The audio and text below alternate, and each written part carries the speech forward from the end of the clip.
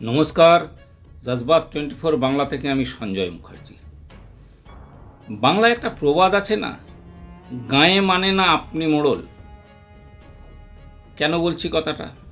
এই কথাটা ঠিক বাংলাদেশের যে ইউনূস সরকার আছে তার ক্ষেত্রে একদম অ্যাপ্রোপ্রিয়েট। কিছুদিন আগে যখন আমরা দেখলাম যে বাংলাদেশের প্রাক্তন প্রধানমন্ত্রী শেখ হাসিনাকে জোর করে ক্ষমতাচ্যুত করা হলো, ছাত্র আন্দোলনের নামে জোর করে তাকে ক্ষমতাচ্যুত যখন করা হলো, তখন ইউনূসকে বাংলাদেশের ছাত্রদের একটা সংগঠন, কিছু সংখ্যক ছাত্র এবং জামাত, যারা বিদেশে বসে হাসিনা সরকারকে ফেলে দেওয়ার জন্য একটা প্ল্যান কষেছিলেন, তারা এই ইউনূসকে বিদেশ থেকে ইম্পোর্ট করে নিয়ে এলেন বাংলাদেশে। তারপর আমরা কি দেখলাম? একের পর এক হত্যালীলা। আওয়ামী লীগ যারা নেতাকর্মী আছে তাদের নৃশংসভাবে খুন, সেখানকার যারা পুলিশ কর্মী আছে তাদের নৃশংসভাবে খুন করে কারুকে ব্রিজে, কারুকে ল্যাম্পপোস্টে ঝুলিয়ে দেওয়া। তাও কিছুদিন সেখানকার মানুষ হয়তো মনে করেছিল, যাও এই চ্যাপ্টারটা যাওয়ার পরে, যদিও এটা কাম্য ছিল না, কারুর কেউ আশা করেননি যে এইভাবে একটা অভ্যুত্থান হতে পারে। তো যাই হোক, তারপরে লোকে আশা করেছিল যে মোহাম্মদ ইউনূস একজন শিক্ষিত মানুষ, তিনি বাংলাদেশে এসে একটা ভালো সরকার দেবেন। কিন্তু কি দেখা গেল? গদি এমন জিনিস, যদি গদিতে একবার কেউ বসে পড়ে, খুব নরম, জানেন তো, নরম, এবং পাওয়ার অ্যান্ড মানি যা যা দরকার গদিতে থাকলে সব পাওয়া যায়। সেইটা যখন একবার ভোগ করা শুরু হয়ে যায়, সে মানুষ কিন্তু কিছুতেই আর সেটা ছাড়তে চায় না। বিভিন্ন দেশ, বিভিন্ন রাজ্যের আমরা এই একই, যারা প্রশাসন আছে তাদের ক্ষেত্রে একই জিনিস দেখেছি। এবার যেটা দাঁড়িয়ে আছে, দেখুন যেভাবে হত্যালীলা করছে, তারপরে শুরু হলো সনাতনীদের ওপর অত্যাচার, মানুষকে খুন করা। গতকাল না পরশু দিনও জয় বাংলা লেখার দায়ে দুজন ছাত্রকে নৃশংসভাবে খুন করা হয়েছে। সারা পৃথিবী চেঁচাচ্ছে যে সংখ্যালঘুদের সিকিউরিটির কী হবে, তারা সুরক্ষা কিভাবে পাবেন, কিছুতেই কানে ঢুকছে না।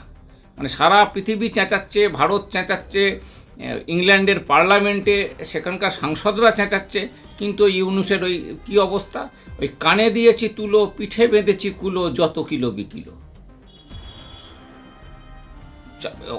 মানে এমন একটা অবস্থা হয়েছে, আসলে ইউনূসের কিছু করার নেই। ইউনূসকে তো বসিয়েছেই ওই পাকিস্তানের একটা অংশ, জামাত, তারা বসিয়েছে এখানে। এবং যত উগ্রপন্থী, হাসিনার আমলে যত উগ্রপন্থীকে জেলে রাখা হয়েছিল সবাইকে রিলিজ করা হয়েছে। কেন? এদের রিলিজ করে লুটপাট যাতে করা যায়, যাতে ভারতের বিরুদ্ধে একটা জিগির তোলা যায়। ওখানকার সাধারণ মানুষ কিন্তু কেউ চাইছেন না এটা। বহু মানুষ তারা বিরক্ত, তারা ঘর থেকে বেরোতে এখন সুরক্ষিত মনে করছেন না নিজেদের। কিছু সংখ্যক মানুষ এই একটা কেওয়াস তৈরি করে রেখেছে। ওদিকে তো আবার ইউনূসের এখন সমস্যা যেটা হয়েছে, উনি ভারত দেখতে পাচ্ছেন, কিন্তু ওনার ঘাড়ের ওপর নিঃশ্বাস ফেলছে আরাকান আর্মি, উনি দেখতে পাচ্ছেন না। মত তোমারে সার পার খেললে কালিয়া নজর উঠাকে দেখলো। আরে নজর উঠাবে কোথা থেকে? নজর তো এখন একমাত্র ঘাড় ধরে জামাত ওনাকে মাটির দিকে নামিয়ে রেখেছে। তুই মাথা নিচু করে থাক, আমরা যা করার করছি, তুই শুধু কাঠের পুতুল, বসে থাকবি, যা করার আমরা করব। কিছুতেই সবাই ভেবেছিল ওখানে একটা সুষ্ঠু নির্বাচন হবে, 1-1.5 মাস পর একটা কেয়ারটেকার গভর্নমেন্ট হিসাবে উনি 1-2 মাস চালাবেন, তারপর একটা সুষ্ঠু নির্বাচন হবে। নির্বাচনটা যাতে না হয়, কারণ ইউনূস ভালো করে বুঝে গিয়েছে, জামাত ভালো করে বুঝে গিয়েছে যে ওখানকার মেজরিটি সংখ্যক মানুষ ওনাদের সাপোর্ট করেন না। সারা পৃথিবীতে বাংলাদেশের বদনাম হচ্ছে, যার জন্যে করছেন কি, উনি নির্বাচনটাকে, প্রথমে শোনা গেল 6 মাস, তারপরে 1 বছর, এখন তো শুনে যাচ্ছি 1.5 বছর। আদৌ নির্বাচন হবে কি না, এবং উনি কেন সময়টা নিচ্ছেন? যে ওনাদের যারা বিরোধী আছে, আওয়ামী লীগ এবং ছাত্রদের একাংশ এখন বেঁকে বসেছে। ওনারা কনফার্ম হতে পারছেন না এখন যদি নির্বাচন করা যায়। প্রথমে চেষ্টা করছেন যদি সেনা পুলিশ নামিয়ে দমন পীড়ন করে একটা নির্বাচন করা যায়। তারপরে সেখানেও ওনারা কনফার্ম হতে পারছেন না, সে দমনপীড়ন করেও ওনারা আদৌ জিততে পারবেন কি না, যার জন্যে নির্বাচনটা একের পর এক আস্তে আস্তে করে পিছিয়ে যাচ্ছে। ইউনূস সাহেব এভাবে বেশি দিন থাকা যায় না, পৃথিবীর ইতিহাস ঘেঁটে দেখবেন। দমন পীড়ন করে বেশি দিন থাকা যায় না, এবং আপনি যেটা করছেন এর ফল আপনাকে ভোগ করতে হবে। জার্মানি কি করেছিল, হিটলার কি করেছিল, ইতিহাস থেকে শিক্ষা নিন, একটু চিন্তা করুন।